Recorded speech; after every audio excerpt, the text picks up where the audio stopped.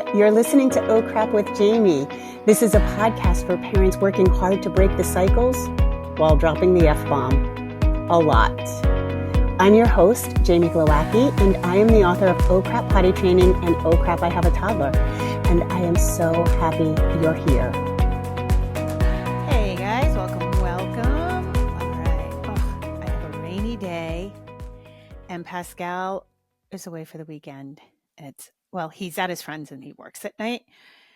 The thing I got to tell you about teenagers is they just physically take up so much space. Of course, he's like so autonomous and I am not doing nearly the work I have done his whole life, but they're like tornadoes.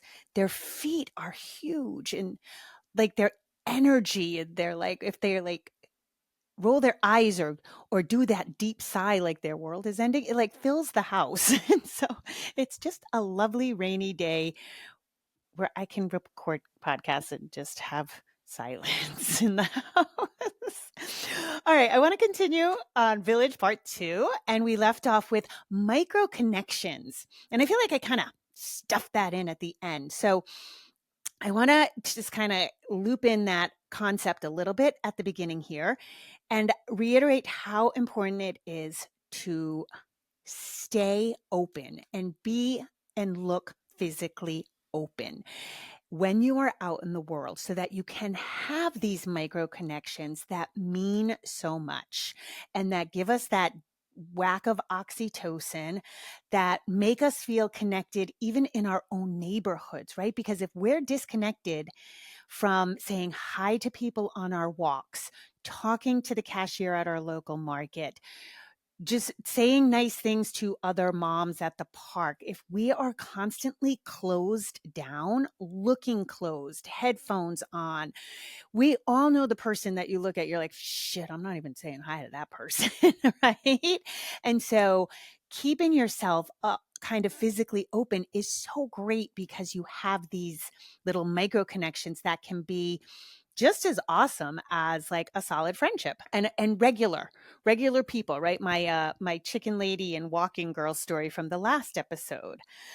I want to touch on social awkwardness because a lot of people, again, reminder, right now we're actually just going through the obstacles that get in the way of creating community, creating the village, and ultimately making friends. Making friends as an adult is fucking hard. It is because especially if you move somewhere new and it seems like everybody's already got their friendships formed, it's just hard. It's harder. And I've said numerous times on this podcast how sort of brutal I've had to be with like, I want you to be my friend. Will you be my friend? Like you have to be almost that blunt.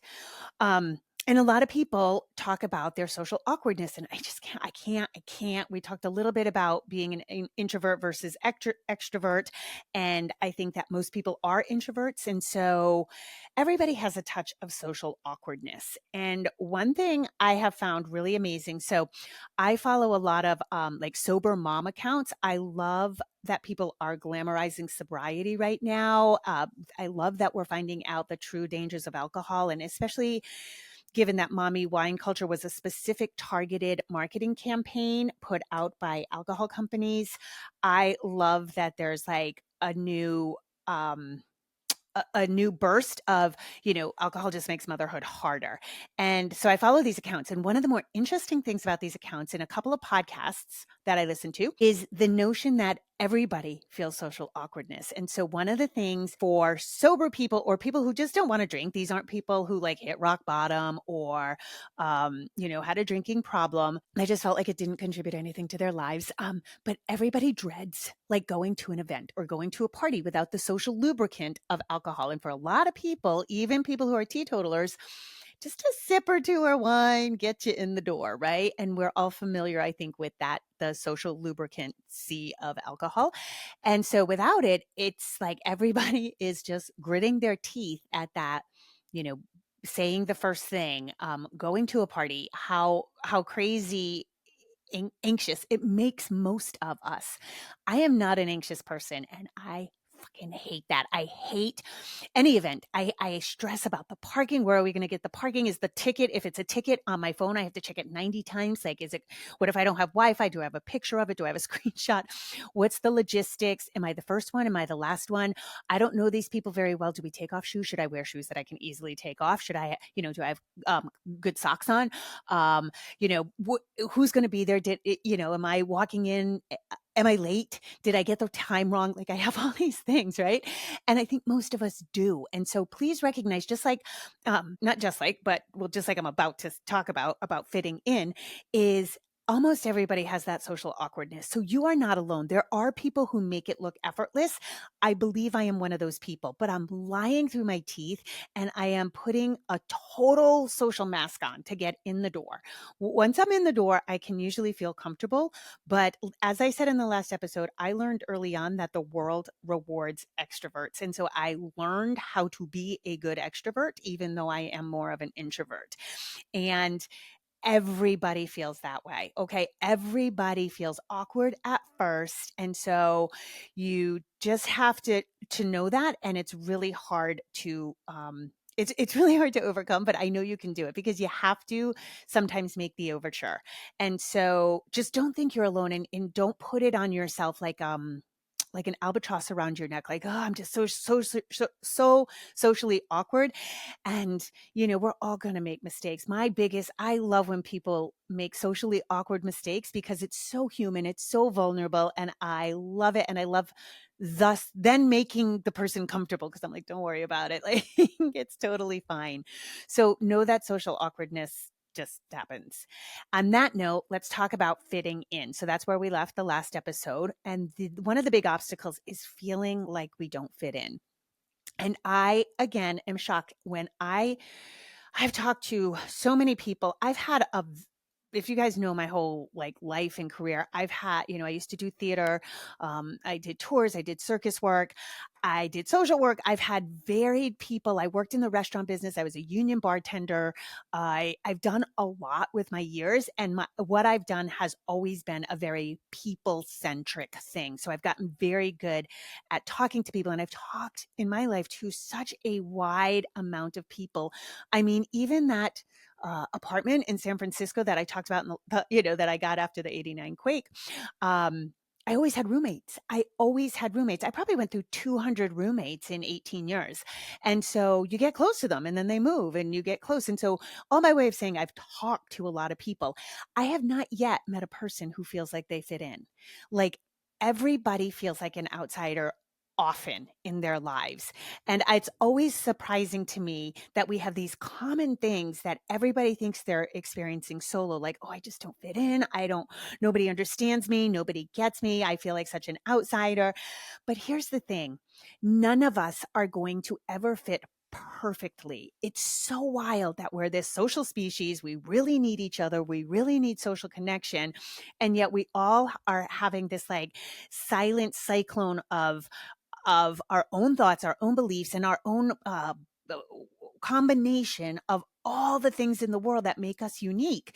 And so we're never going to find somebody with the same things. We're not meant to fit together like jigsaw puzzles. Having a village does not mean every piece is going to fit effortlessly. Okay. And so it's really about fitting in, finding where you fit in and what things fit and click and what things don't. So I will go very quickly. I like to give life examples because I think they're funny. And I think, again, I can present as having my shit together, but I like you to know that my life was always falling apart from when I was 3. So it's kind of always been like this. And I've always been an outsider. I've always felt like that. And one thing is we moved a lot when I was younger, and I told a story about how I didn't talk until 4th grade. And then from there, I always met the outsider. So I was always the awkward girl, and I'd find the other awkward girl in my class. And I always did one-on-one friendships. I was never part of a friend group until later in high school. I never had a posse. It was always a one-on-one. And it stayed like that. We were best friends. And then, because we moved or we went to different schools, those dissipated and I found somebody else. And then in high school, around 8th grade is when we were tragically poor. My mom, seventh grade is when my parents divorced, and my dad was addicted. Didn't give my mom any money. She had only been a housewife. And so my mom was like really, really, really, really poor, like holes in our shoes, no heat in the house, clothes didn't fit. And so I started buying my own clothes when I was 13, and that was that. And in high school, eighth grade high school is when Nike first came on the market, Jordache jeans. So it was the first time we had like designer jeans, Calvin Klein, where it really became a thing. And so I was definitely experienced like a huge classism thing where even our house where we lived, we were kind of right on the line of like affluence and then sort of abject poverty. We were in the middle. And where I grew up in Providence, there's a it was called the East Side. It's over by Brown University, RISD, and it's definitely beautiful housing and definitely wealthier, much wealthier people. And so the school I went to, it was called Classical High School, and it was at the time that I went, it was the fourth best high school in the country. And so you had to take a test to get in, and it was a mixed bag. And so there was definitely a classism, like what side of the tracks you were from. And we couldn't afford, I was buying my own clothes. I couldn't afford like the cool clothes. And so I really was like ostracized. And what I realized is that at the time, there weren't thrift stores. There wasn't like Savers. There was Goodwill and Salvation Army, but they weren't cool the way it is now. Thrifting wasn't cool. And they had vintage stores. And so the vintage stores weren't pricey, but they were so cool. Like my prom dresses were from the vintage stores. They were like $30. I had like a 1948 wedding gown. I still have it. And so I learned that I could dress super cool, like artsy, and find my way. And it was only because I was broke. But mind you, I was that way because I was a total outsider. But then I started like a trend, and people thought I was like this cool artsy girl. And then I discovered theater in my junior year of high school, and I really came out of my shell and got really weird artsy. And that was my shtick. I, shaved one side of my head. I wore different colored Converse sneakers, and always had on some sort of thrifted gown. Cyndi Lauper was at her height. Girls Just Want to Have Fun came out, and I was like, she was my idol. I dressed like her, or Madonna, early Madonna. And so, yeah, it was, I became kind of the cool girl. And what's really funny now is people from high school claim I was the cool girl. And I was like, dude, I had a friend group of 2 people. Yes, I was a theater kid, but because I dressed so funky, like everybody thought I just didn't give a fuck. And it was really just because I was poor. And so, anyway, I never fit in, but I found a way to look cool. And what that really taught me is that you can fake it till you make it. But then I also found the misfits in theater kids. So while I never felt like I fit in, and I purposely made myself stand out as an outsider, that I think is the bigger lesson. I dug into being an outsider, and I was like, fuck all of you. I'm just going to be a weirdo. If I can't compete with the classism, I'm just going to be a weirdo. And it paid off. So, but then I also got into theater, and that taught me so much about community, because when you do a show, and then I started to do shows and circus, and I did tours, and I performed all over the world. What happens is when you do a show, they are your everything, and then they go away, and you can't even imagine your life without them. When you're doing the show, you're like, these people, I'm going to keep in touch with them forever. They're going to be my best friends. And I will say that people can bust out, the people who can bust out a show tune for any occasion. We are a special breed. I'm sure you all have met a theater kid in your life. we're annoying as fuck, but we can tell you who was the second understudy in 1994 in the production of Rent. But it really taught me a lot about community, and that people come and go, and people can be your absolute everything and seem to fit in perfectly, but then it goes away. So remember that friendships are they're always in motion. They're never stagnant. And I think this comes into play because a lot of times, as we're moms, we hang on to older friendships. And I see this happen a lot, where like you may be the first person who had kids in your college friend group. You may be the person who, you've grown out of some friends, and it can be really painful. If you're on your first kid and your kid's, the 0 to 6 years old, this is a rocky transition for your identity. You're becoming a whole nother person. And so there may be lingering friendships that you have to let go of, or that just don't meet your needs right now. Maybe you don't fit into that college friend group anymore. Maybe your values have changed. Maybe they're different, living a different lifestyle, or they don't understand what you're going through, and that's okay. So that whole fitting in, just know that you're not going to find anybody where you fit exact. It's like, what do you fit on the important things? Which leads us to the next obstacle that I hear, similar, but it's, I can't find my people. These aren't my people.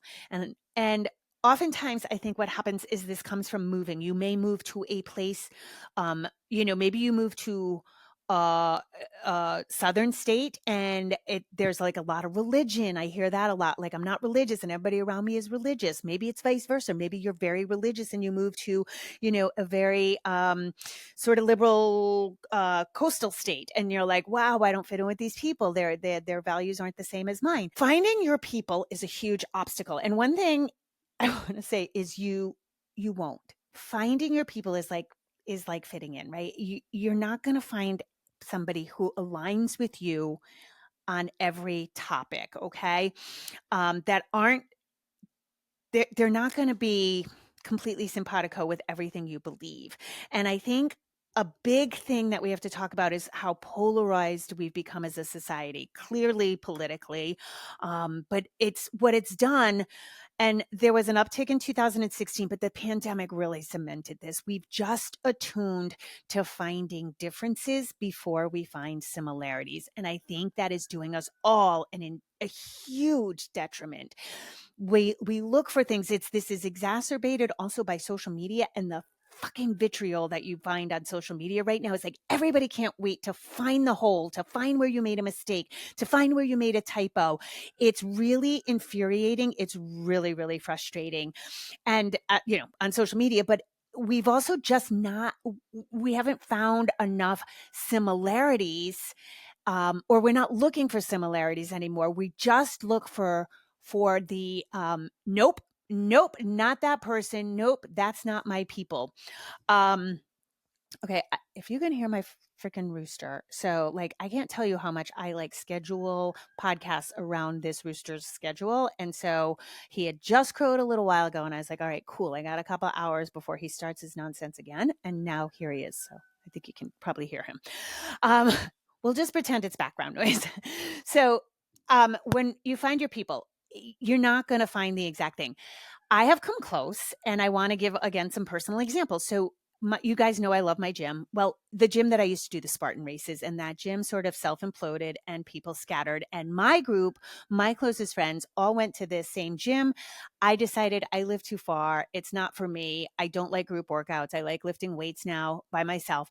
And so I miss out. So these people were my people, and they were my people in the Spartan races. Like, I had never met people who wanted to do stupid things safely, like for real, that were throwing themselves at life maniacally, like I do, that, pushed themselves physically, that really thought obstacles, we need obstacles for resilience. We need to do hard things. They fit so many things, and we all got close. And then I realized, as time goes on, and I knew we were never on the same parenting page, because our kids were just varied. We didn't include our kids, and that was a big difference. And I know, when you're parenting from 0 to 6, you have to include your kids because they have to be with you. So this is coming for you guys, where you get to be friends with people who have kids, but you're not trying to parent together. So you don't have to care about how they parent. And we'll get to more on that in a minute. But, we go away. But I just did a huge hike with these girls, and there was one point where I was leader of the pack. I'm up high. They're coming up a steep part, and as they came, I just high fived everybody, and I was like, I just fucking love you guys. Like, love being with them. However, at nighttime they drink too much. They're total party people. A lot of them just escaping their feelings.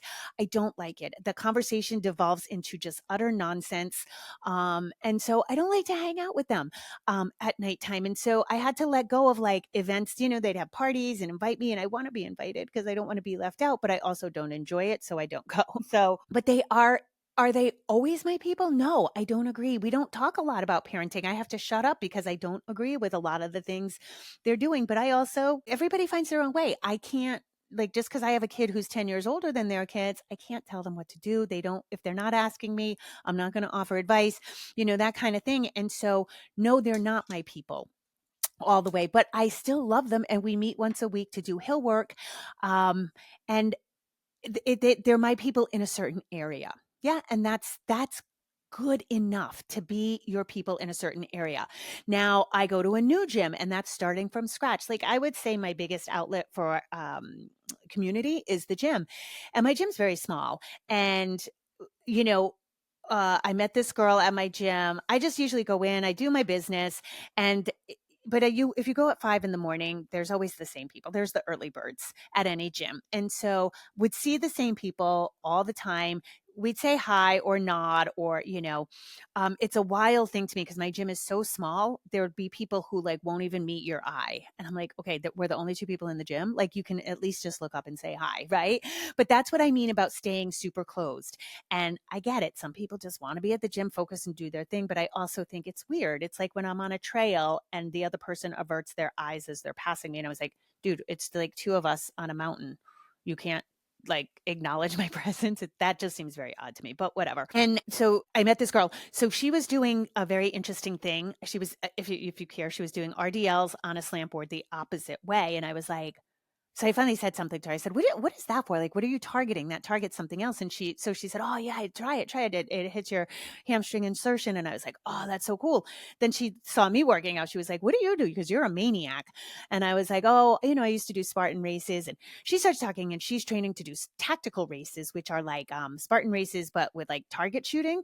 And so I was like, oh, you shoot? Because I like target practice. And she was like, yeah. And I said, oh, I want a membership at a upscale shooting range. And I was like, oh, do you want to come to the preserve with me? And she was like, yeah.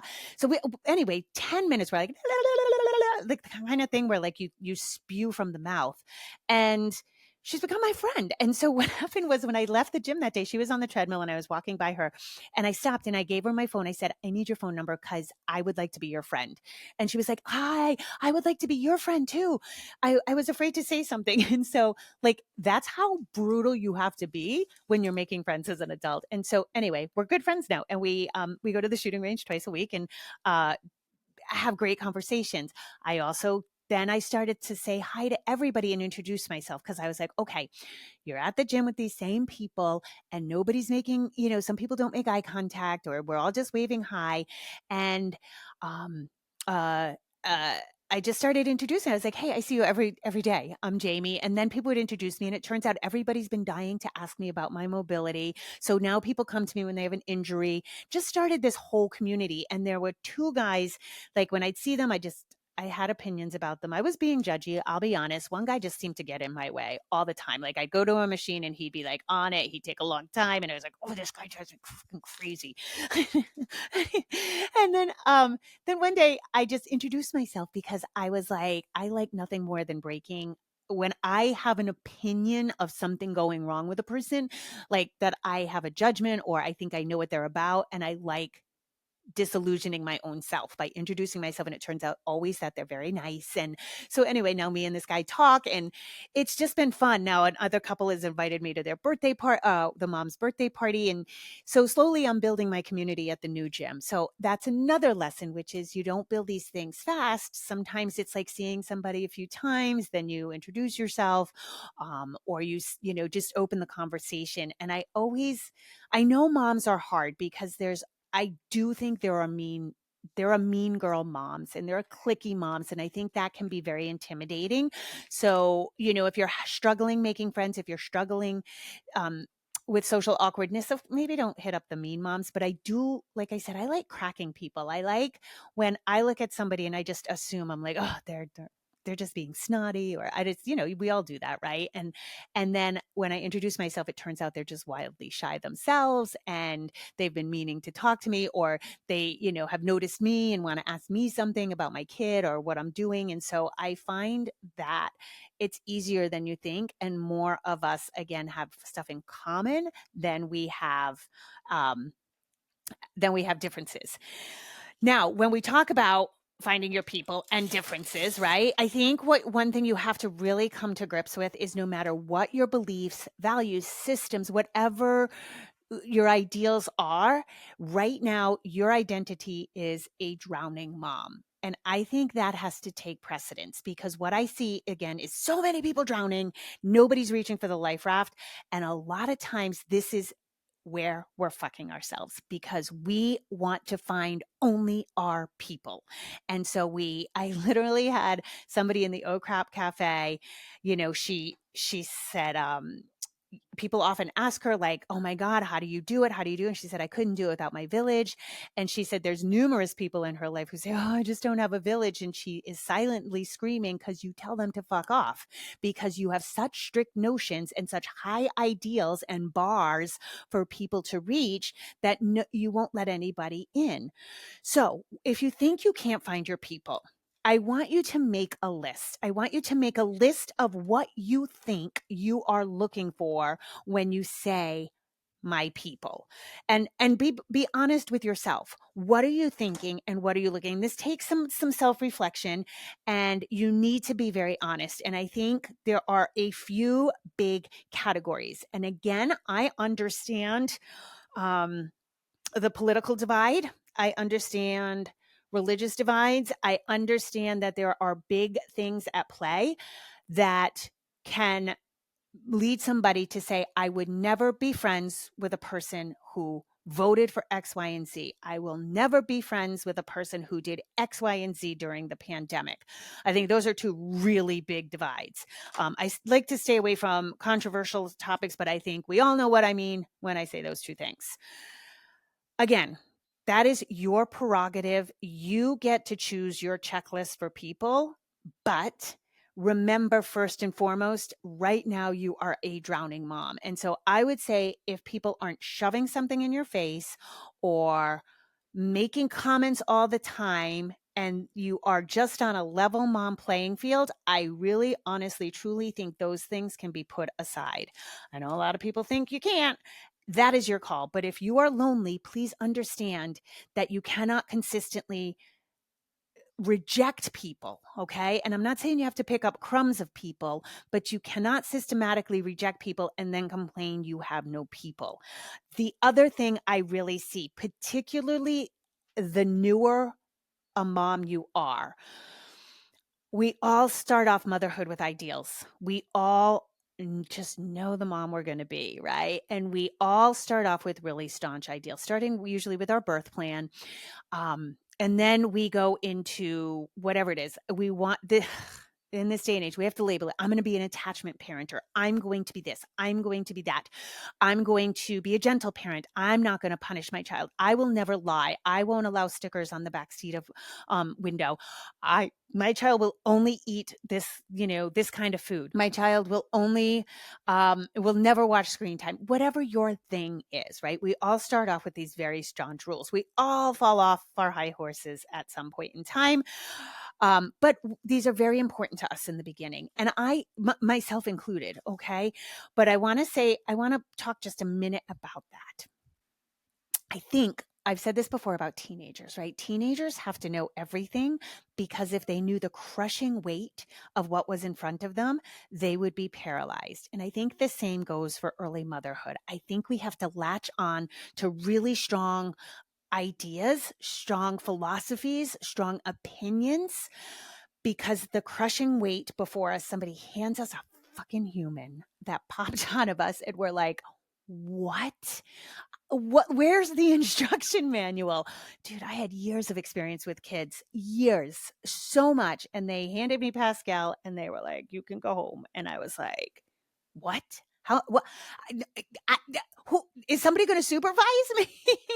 And so I think what we do is I think we all become a little self-righteous. And again, I'm not judging that because I was right in that camp. I think we can become a little self-righteous, a little entrenched in our beliefs and our systems because it's the thing that gives us a foothold, that makes us think like, okay, it helps us with the crushing weight of raising a human. And we all usually start picking and choosing very quickly. We know what becomes important. So I was very, very strict with food. But if somebody offered to take my kid for the afternoon and I knew they were going to McDonald's, have fun, I'll pay for it. Okay. That was something that while I was strict in the early days, it was definitely negotiable. My sort of gauge for friendship was, do I feel safe in how the other parent handles discipline? That was sort of my bar. And that was only one of that was like the bar, right? For me, it didn't matter. I don't care. I didn't care anything else about what you did as a parent. I wanted to feel safe. So if I saw a mother publicly yelling at her kid, publicly grabbing her kid roughly, or publicly, slapping, spanking, anything like that, or even like talked about it in a very blasé way, that person would never get in my inner circle of friends, because I knew I was cultivating from the start. I always think, I want to feel safe with somebody as I start a friendship. These aren't the micro connections I'm talking about, but as I start a friendship, I want to be able to feel safe that if I turned my head or my kid was in your care, even for a few minutes, that you would handle conflict in a good way.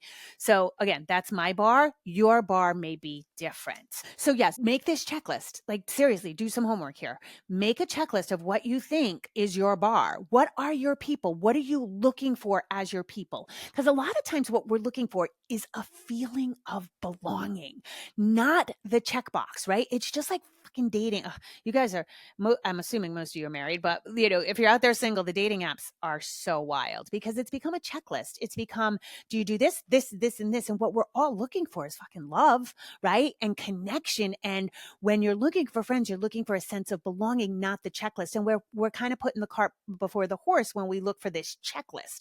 Oh, I can't connect with that person. They give their kid formula and I'm just solo breastfeeding.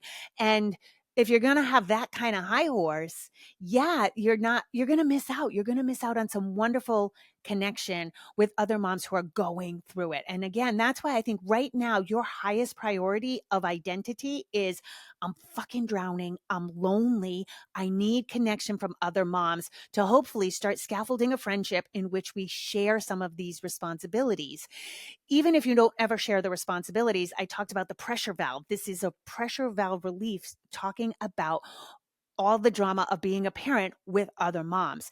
And so if you are shutting people off, no, she does X, Y, and Z, you're not going to find your people, guys. And again, I just don't, I think finding your people, every once in a while we click with somebody and everything resonates, but still there's going to be fault lines in there somewhere because we're not the same combination of ideas and values. So please, please, please just remember that, because this, I think, is where I see people fucking themselves the hardest at just being so staunch in their ideals and what they're looking for in friends. And friendship is messy. Humans are messy. And then again, I think after the pandemic, we just forgot that. We expect these like clean emotional transactions all the time.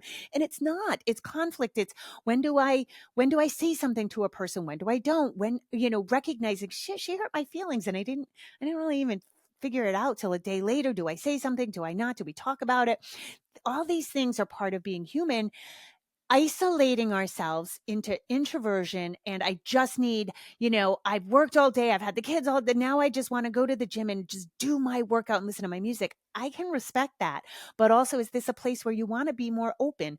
So again, this is going to differ person to person and when you need your space. But if you always just need your insular space, you will always be insular, because nobody's going to, you're waiting for the other person to crack the code. We got to make the overture here, And again, I know this can be done because I used to not even fucking speak. And now I'm like, oh, can I break this person that I think I have a judgment about and find out that they're lovely? Yeah. And again, like I said, this involves rejection. There's going to be people who look at you like you're high because you're talking to them. there's going to be there. We all just know there's cliquey people. There's mean girls. There's mean girl moms, and that'll happen. It's all right. It doesn't mean you're a bad person. It means that you're human, and just keep trying. And so, remember, I think at the heart of the village is that you have to make friends, and just knowing that making friends as adults fucking sucks, but you just got to get yourself out there, because otherwise it's serious, you guys. Loneliness in these early stages of motherhood, it's more depression, more anxiety. You need to be around other mothers and other kids. 90% of my client work now is telling parents that their kids are perfectly normal. We've lost, that's the saddest thing about losing the village. Well, no, I think the saddest thing is female connection together, doing female things with females. But the second saddest thing is we've lost sight of what's normal for kids, and how to exchange information without feeling attacked, without being judged, without that. Oh, I should do another one on mom shaming. All right, that's it for the village part 2. You do fit in. You don't fit in perfectly. You will find some people. You're not going to find all your people all the time. But what does that even mean? Make your list. Seriously, get off this podcast. If you do some journaling in the morning, make a list, because if you're not conscious of what you think you're looking for, you won't be conscious of fucking yourself and knocking these people off before you've even given them a chance. So it's really worth sitting down and saying, what are my negotiables? What are my non-negotiables? This is an absolute non-negotiable. And again, I will not be rude to a person who is, who I don't like their parenting, but I just won't let them into my inner circle. That's for sure. Okay. So as always, guys, I love you guys. Rock on. Have a beautiful day. Okay, bye everyone. Just a reminder, if you need additional resources, I have Oh Crap Potty Training. I have Oh Crap, I Have a Toddler. Those books are available everywhere you want to find a book. You can also go to my website, jamieglowacki.com, where you can book private sessions with me, buy any of my courses. Those are really geared towards potty training help. And also I'm on Instagram. I'm not on Facebook anymore, and I'm not on Twitter. I'm on Instagram, jamie.glowacki, and I do a lot of lives and usually posting a lot of good information. So those are extra resources for you. And as always, rock on. Have an awesome day.